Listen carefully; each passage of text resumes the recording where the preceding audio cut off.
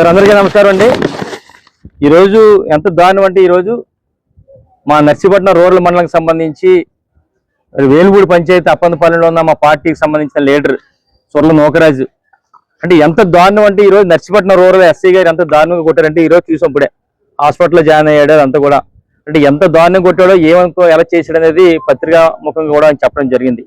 అసలు ఎలా జరిగిందంటే ఇది నిన్న మధ్యాహ్నం 3 గంటలకి సచివాలయం వద్ద పాస్ పుస్తకాలు పంపిణీ అని చెప్పి అధికారులు ఫోన్ చేస్తే వాళ్ళ అమ్మ తాలూకా పుస్తకం ఉందని చెప్పి ఫోన్ చేస్తే అక్కడికి వెళ్ళాడు. ఈ పాస్ పుస్తకాలు అధికారుల సమక్షంలో జరుగుతున్న సందర్భంలో అక్కడ ఈయన ఏమన్నాడంటే మా పార్టీకి సంబంధించిన లీడర్ అయినా ఇదే పాస్ పుస్తకాలు గతంలో జగన్మోహన్ గారు ముఖ్యమంత్రి గారు ఇస్తే వ్యభిచారం అని చెప్పి అందరూ కూడా కామెంట్లు చేశారు. ఇప్పుడు మీరు ఇస్తున్న దాన్ని ఏమంటారని చెప్పి జస్ట్ ప్రశ్న వేశాడు అంతే. ప్రశ్న వేసిన తర్వాత ఇంటికి వెళ్ళిపోతే పాస్ పుస్తకం కూడా ఇవ్వలేదు వాళ్ళ తాలూకా తల్లిది. ఇంటికి వెళ్ళిపోతే సుమారుగా సాయంత్రం 4:30 గంటల టైంలో 2 కానిస్టేబుల్ వెళ్ళారు. ఎవరంటే త్రిమూర్తుల కొండబాబు అనే కానిస్టేబుల్స్ 2 కూడా నర్సీపట్నం రూరల్ సంబంధించి 2 కానిస్టేబుల్స్ కూడా వెళ్ళి ఆయన బండిలో బైక్ మీద తీసుకొచ్చారు నర్సీపట్నం స్టేషన్కి. తీసుకొచ్చిన తర్వాత ఒక రూమ్లో వేస్తారు ఆయన్ని. రూమ్లో వేసిన తర్వాత సుమారుగా 6:30 నుంచి 7 గంటల మధ్యలో ఏదైతే స్థానిక ఎస్ఐ గారు ఉన్నారో రాజారాయ్ గారు ఆయన వచ్చి అంటే ఎంత దారుణంగా చెప్తారంటే మేము ఎప్పుడు చూడలేదు. ఇది కొత్తగా ఉన్న నర్సీపట్నం చరిత్రలో కూడా ఆయన కర్రకి జొండుగో రాసుకుడు మరి కొట్టాడంట. ఇప్పుడు ఆయన చెప్తాడు ఎస్ఐగా ఎప్పుడు చూడలేదు. కొట్టడం చూసాం, ఎస్ఐ గారు ఎవరైనా తప్పు చేసా ఏం చేసినా కొట్టడం చూసాం, కానీ కర్రలకి జొండుగో రాసే చరిత్ర నర్సీపట్నంలో లేదు ఎక్కడ. కొత్తగా మరి ఎస్ఐ రాజారాయ్ గారు తీసుకొస్తారు. జొండుగో రాసి కొట్టడం సంగతి ఇప్పుడే చెప్పారు.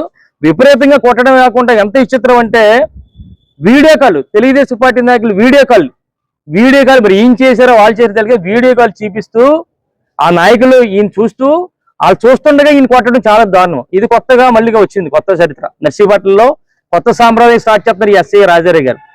అంటే ఒకటి కర్రకి జెండుగో రాసి కొట్టడం ఒక చరిత్ర అయితే మళ్ళీ వీడియో కాల్లో టీడీపీ నాయకులు చూస్తుండగా కొట్టడం కొత్తది మళ్ళీ ఇది ఒకట. అంటే కొత్తగా నా తెలిసి మేము సీఏ గారిని అంటున్నాం ప్రతిసారి కూడా రూరల్ సీఏ గారిని మించిపోతున్నారు ఇప్పుడు ఈ ఎస్ఐ రాజారాయ్ గారు. అంటే ఈ విధమైన అంటే ఎంతగానో అంటే చూడండి ఒకసారి ఆయన కొట్టడమే కాకుండా ఆయన సెల్లో తోస్తే ఆయన వేణు కూడా ఎలా చిట్లిపోయిందో. అక్కడ ఉన్న ఏదైతే అక్కడ డోర్ ఉందో ఐరన్ డోర్ని కొడితే ఇలా పోయింది అది. అంటే ఈ విధమైన కార్యక్రమాలు ఇదే కాకుండా ఆయన్ని ఈ చేతి మీద కూడా గాయాలు జరిగినాయి, చేతి మీద గాయాలు ఉన్నాయి. మరి ఏంటంటే బీర్జ మీద కూడా మరి బూట్ కాలుతో ఉందట. మరి ఎంత దాన్ని చూడండి ఎస్గా అంటే ఎంత కర్కశంగా ఆయన ప్రవర్తిస్తున్నాడో. అసలు పునీయంగా హత్య చేశాడు ఈయన. అన్నది ఏంటంటే ఏ పాస్ పుస్తకాలు మీరు ఇచ్చే పాస్ పుస్తకాలు గతంలో జగన్మోహన్ గారు ఇస్తే ఇది వ్యభిచారం అన్నారు, ఇప్పుడు మీరు ఇచ్చేది ఏమంటారు అన్నారు. అదే పాస్ పుస్తకాలు ఇస్తున్నారు. గతంలో జగన్మోహన్ గారు ఇచ్చిన పాస్ పుస్తకం అది ఒకటే, కాకపోతే అప్పుడు ఫోటో ఉంది, ఇప్పుడేమో ముద్ర ఉంది. అది సేమ్ భూమి అంతే.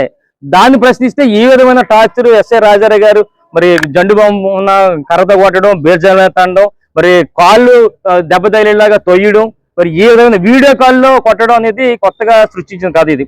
అదే కాకుండా ఇంకోటి ఏంటంటాడంటే ఇదే ఎస్ఐ గారు మళ్ళీ ఈ చేత కొట్టిన తర్వాత మళ్ళీ ఈ చేత వీడియో రికార్డింగ్ చేసుకున్నారు.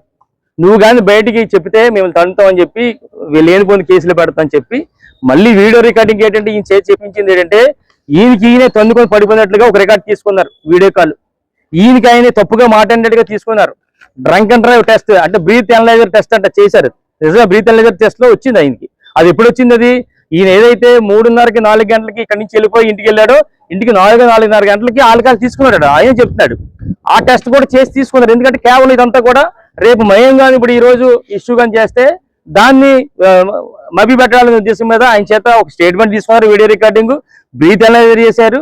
అంటే బ్రీత్ అనలైజర్ ఎందుకు చేశారంటే ఈయన మీటింగ్ టైంలో తాగడని చెప్పడం కోసం ఇదంతా తాపత్రయం. అంటే ముందుగా ప్రీ ప్లాన్డ్ గా ఎస్ఐ రాజారాయ్ గారు ఈ విధంగా చేయడం జరిగింది. ఇంకోటి ఏంటంటే వార్నింగ్ కూడా ఇచ్చారు. నువ్వు వైఎస్ఆర్ పార్టీ గురించి మాట్లాడినా మీ గ్రామంలో మీ అప్పన్నపల్లిలో అలాగే మా పైన కంప్లైంట్ చేసినా సరే మరి ఇప్పుడు గోర్లే పోయి ఊడిపోయినాయి కానీ రేపు చేతులు కూడా తీసేస్తాం లేకపోతే వేలు తీసేస్తాం అని చెప్పి ఒక విపరీతమైన ధోరణిలో ఆయన మాట్లాడడం చాలా దారుణం. ఎందుకంటే ఈ రోజు ఆయన భయపించేటప్పుడు మరి చెప్తుంది ఆయన ఒకవేళగా మేము కంప్లైంట్ చేస్తే ఏదో ఒకటి అధికారుల మీద ఎవరైతే అక్కడ విఆర్ఓ ఉన్నారో ఎంఆర్ఓలు ఉన్నారో ప్రభుత్వ అధికారుల చేత కంప్లైంట్ చేసి వాళ్ళ మీద ఏదో దౌర్జన్యం చేసినట్టుగా క్రియేట్ చేసి ఓ 10-15 రోజులు జైల్లో పెడతాం కూడా ఒక వార్నింగ్ కూడా మరి ఇవ్వడం జరిగింది. అందుకని దీని మీద మేము ఇప్పటికే ఇప్పుడు వచ్చాం చూడడం జరిగింది. మరి స్థానిక డిఎస్పీ గారికి కూడా ఎస్పీ గారికి కూడా కంప్లైంట్ చేస్తాం.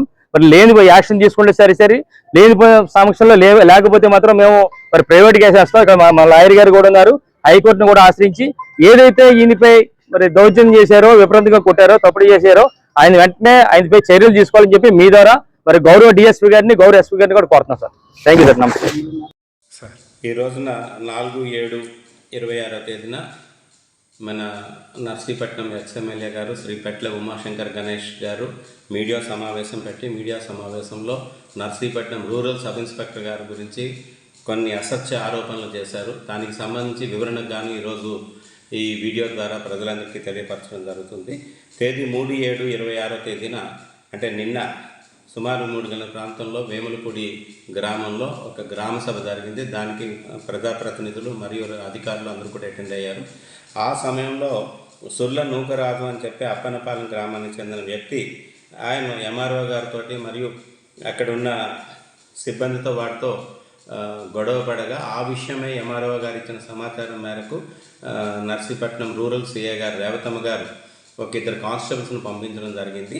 ఆ కానిస్టేబుల్స్ ఇద్దరు అక్కడికి వెళ్ళేసరికి సదరు వ్యక్తి అక్కడి నుంచి వెళ్ళిపోవడంతో వాళ్ళ ఇంటి దగ్గరికి వెళ్ళి ఆయన తీసుకురావడం జరిగింది. తీసుకొచ్చి ఏం జరిగింది అని చెప్పి మన స్టేషన్లో ఉన్న రూరల్ ఎస్ఐ గారు ఆయన్ను పిలిచి ఎంక్వైరీ చేసి తర్వాత మాట్లాడతాను, వేరే పని ఉంది అనేసి పక్కన కూర్చొని టేబుల్ మీద కూర్చోబెట్టమని చెప్పగా హాల్లో సుమారుగా ఒక 15 నుంచి 20 మంది వరకు సిబ్బంది మరియు పబ్లిక్ అంతా కూడా ఉన్నారు. అక్కడ కూర్చోబెట్టారు.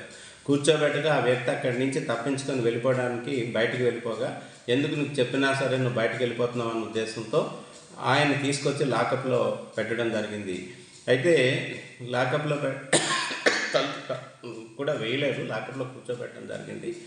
ఈలో ఆయన చాలాసేపు కూర్చున్న తర్వాత అందరినీ భయపెట్టడానికి గాను తనకున్న మొలతాడు తీసుకొని అక్కడ గురుపు వేసుకోవడానికి అని చెప్పి ప్రయత్నం చేసి భయపెట్టే విధంగా చేయగా ఇమీడియట్గా సిబ్బంది రియాక్ట్ అయ్యి వెళ్ళి ఆయన్ని మందలించి బయటకు తీసుకురావడం జరిగింది. ఆ తీసే క్రమంలో ఆయన కాలుకి లాకప్ తాలూకా డోర్ తగులుకొని చిన్న గాయమైంది. తీసుకొచ్చిన తర్వాత ఈ విషయం తెలిసి నర్సీపట్నం రూరల్ ఎస్ఐ గారు రాధారావు గారు ఆయన్ని మందలించడం జరిగింది. అంతేగాని ఆయన్నేమో లాఠీ పెట్టి అమృతాంజనం రాసి కొట్టడం లేదు, ఇది బూటు కాలుతో తన్నడం ఇవన్నీ కూడా అవాస్తవాలు. చాలా క్లియర్గా ఇవన్నీ కూడా సీసీటీవీ ఫుటేజ్లో మన నర్సీపట్నం రూరల్ పోలీస్ స్టేషన్లో రికార్డ్ అయి ఉన్నాయి.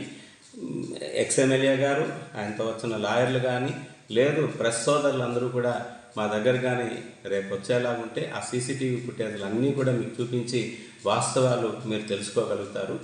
అవి చూసి గమనించాల్సిందిగా కోరుతున్నాము. అట్లాగే ఎక్స్ఎమ్మెల్యే గారికి కూడా విజ్ఞప్తి, ఇట్లాంటి ఆరోపణలు చేసేటప్పుడు అసత్య ఆరోపణలు చేయడం సరికాదు. చాలాసార్లు ఇలాంటి విషయాలు ఆయన ఆరోపణలు చేయడం జరిగింది. సరే, ఈసారి ఒక నిజాయితీపరుడైన ఒక సబ్ ఇన్స్పెక్టర్ కోసం ఆయన ఈ విధంగా వ్యాఖ్యలు చేయడంతో మీ ముందుకు ప్రెస్ ద్వారా తెలియపరుస్తున్నాం. రేపు వచ్చేలాగుంటే సీసీటీవీ ఫుటేజ్లు అన్నీ కూడా మీరు చూస్తారు. అట్లాగే ఈ విషయం మీద ఆల్రెడీ ఒక ఎఫ్ఐఆర్ కూడా రిజిస్టర్ చేయడం జరిగిందండి. ఈ సుర్ల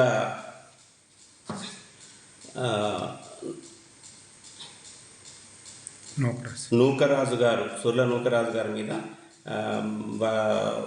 ఒక కంప్లైంట్ కూడా రావడంతో ఆయన మీద కేసు కూడా రిజిస్టర్ చేయడం జరిగింది.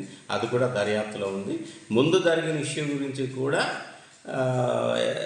ఎస్ఐ గారు ఒక పర్మిషన్ కోసం పెట్టడం జరిగింది, ఎంక్వైరీ కోసం. ఎంక్వైరీ కూడా పర్మిషన్ కూడా ఇవ్వడం జరిగిందండి. Thank you.